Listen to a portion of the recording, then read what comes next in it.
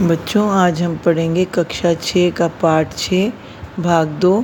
फिर क्या होगा उसके बाद। एक शिशु जब संसार में आंखें खोलता है तो उसे अपने आसपास की प्रत्येक वस्तु और व्यक्ति के विषय में जानने की इच्छा होती है।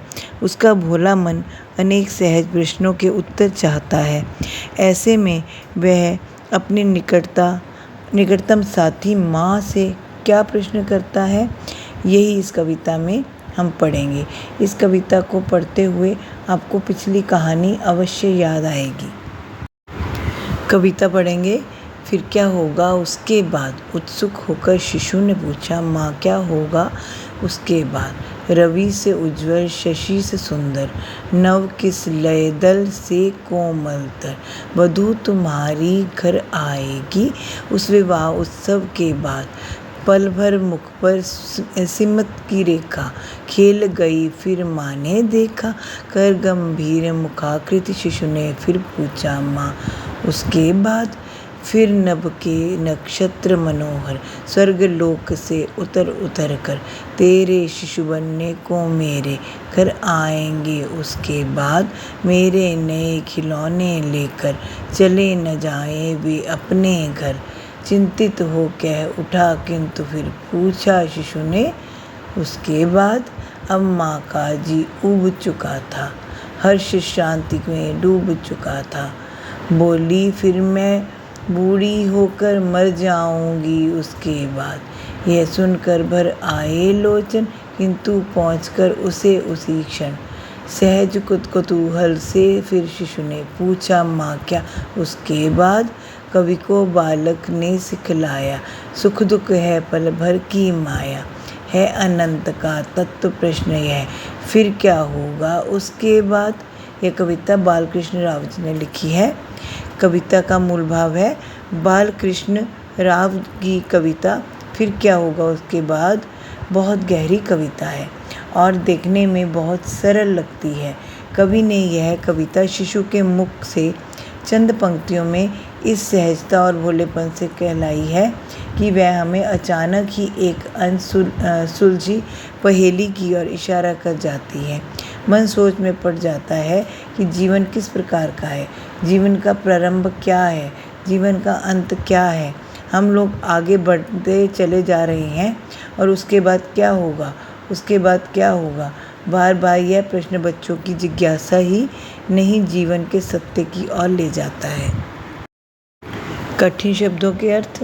उत्सुक, कौतूहल, बहुत इच्छुक। शिशु छोटा बालक, उज्ज्वल चमकता हुआ, शशि चंद्रमा, नव नया नौ, किसलय दल कोमल पत्तों का समूह, स्मित धीमी हंसी खिला हुआ, रेखा पंक्ति, मुखाकृति मुख का आकार, नक्षत्र तारा, मनोहर मन को सुंदर लगने वाला, शांति थकान, लोचन आंखें, सहज स्वाभाविक, अनंत जिसका अंत ना हो, तत्व आकाश अग्नि जल थल वायु, 5 तत्व जिनसे संसार बना है। पाठ, बोध और अभिव्यक्ति। मौखिक। माँ का कौन सा उत्तर सुनकर बालक मुस्कुरा उठा। जब माँ ने बालक को उत्तर दिया कि सूरज से अधिक चमकदार, चंद्रमा से अधिक सुंदर और पत्तों से अधिक कोमल तुम्हारी वधू आएगी, तो बालक मुस्कुरा उठा। दूसरा प्रश्न, माँ का जी क्यों उब चुका था। बालक के सवालों से जवाब देते देते माँ थक गई थी, इसलिए उसका मन उब गया था। कवि को बालक ने क्या सिखलाया। बालक ने कवि को सिखलाया कि सुख दुख स्थायी नहीं होते और यह प्रश्न हमेशा बना रहेगा कि इसके बाद क्या होगा। लघु उत्तरीय प्रश्न। वधू आने की बात सुनकर बालक की क्या प्रतिक्रिया हुई। वधू आने की बात सुनकर बालक मुस्कुराया, परंतु तुरंत ही वह गंभीर होकर अगला सवाल पूछने लगा। कवि ने शीर्षक पंक्ति को अनंत का तत्व प्रश्न क्यों कहा है। फिर क्या होगा उसके बाद। कवि ने इसे अनंत का तत्व प्रश्न कहा है क्योंकि संसार परिवर्तनशील है। परिवर्तन के साथ साथ फिर क्या होगा प्रश्न नए नए रूपों में सदैव उत्पन्न होता रहेगा। अपने शिशु आने की बात सुनकर बालक किस चिंता में डूब गया। अपने शिशु आने की बात सुनकर बालक को चिंता होने लगी कि वे शिशु उसके नए नए खिलौने लेकर चले गए तो क्या होगा। दीर्घ उत्तरीय प्रश्न। माँ के घर शिशु बनकर कौन आएगा, कैसे? बेटे के विवाह के उपरांत वधू घर में आएगी, उनकी संतान ही शिशु बनकर माँ के घर में आएगी। वे शिशु आकाश के चमकीले तारों नक्षत्रों के समान सुंदर होगा। अगला प्रश्न है, माँ ने मरने की बात क्यों कही? माँ बेटे के सवाल सुन सुनकर ऊब गई थी, इसलिए उसने उसे टालने के लिए मरने की बात कही। वह यह भी स्पष्ट करना चाह रही थी कि बेटे की संतान आने के बाद वह बूढ़ी हो जाएगी और एक दिन मर जाएगी। यही प्रकृति का नियम है। अगला प्रश्न है, बालक की वधू की सुंदरता का वर्णन अपने शब्दों में कीजिए। उत्तर है, बालक की वधू की जो कल्पना की गई है उसके अनुसार वह बहुत सुंदर है। वह सूरज से भी ज़्यादा चमकदार है। उसकी सुंदरता की तुलना चंद्रमा की सौभाग्यता और शीतलता से की जा सकती है। वह कोमलता में पेड़ के पत्तों से भी बढ़कर है। अर्थग्रहण संबंधी प्रश्न, उचित विकल्प पर सही का निशान लगाइए। माँ के मुख से मरने की बात सुनकर भी बालक अपना प्रश्न दोहराता रहा, क्योंकि उसके मन में भी भविष्य जानने की सहज इच्छा थी। कवि को बालक ने यह सिखलाया कि बालक का यह प्रश्न अनंत है। आगे है, सुख दुख है पल भर की माया है, अनंत का तत्व प्रश्न है। पल भर की माया क्यों कहा गया है? उत्तर है, सुख दुख स्थायी नहीं होते। मनुष्य का जीवन पल पल बदलता रहता है। जो अभी सुख का अनुभव कर रहा है उसे अगले ही पल कोई दुख मिल जाता है। यही कारण है कि सुख दुख को पल भर की माया अर्थात भ्रम के समान बताया गया है। अगला प्रश्न है, यहाँ अनंत किसे कहा गया है? किसी भी स्थिति के बाद क्या होगा, इस प्रश्न को अनंत कहा गया है। व्यवहारिक और परिस्थिति जन्य भाषा, भाषाई घटक। नव शब्द के दो अर्थ हैं। नौ नया, ऐसे शब्द अनेकार्थी कहलाते हैं। निम्नलिखित अनेकार्थी शब्दों के दो अर्थ लिखकर शब्दों से ऐसे वाक्य बनाइए कि दो अलग अलग अर्थ स्पष्ट हो जाएं। बच्चों, मैं आपको इसके वाक्य बता रही हूँ, पर आप कोशिश करना कि आप अपने वाक्य स्वयं बनाएं। बाल केश, सुधा के बाल लंबे हैं। बाल मतलब बच्चा, राजू एक बाल कलाकार है। दल टोली, पर्वतारोह दल शिखर पर पहुंच गया। दल पत्ते, तुलसी दल औषधि के समान है। कर हाथ, स्वामी जी के कर कमलों द्वारा आश्रम का उद्घाटन किया गया। कर आयकर टैक्स, मैंने आयकर जमा कर दिया है। अगला है जी मन, शहर में मेरा जी नहीं लगता।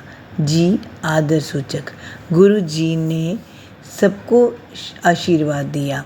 पर लेकिन, मोहित आया था पर चला गया। पर पंख, चिड़िया पर फड़फड़ा रही थी। लाल रंग, केवल लाल टमाटर दीजिए। लाल बेटा, माँ अपने लाल को दुलार रही है। पढ़कर समझिए और लिखिए।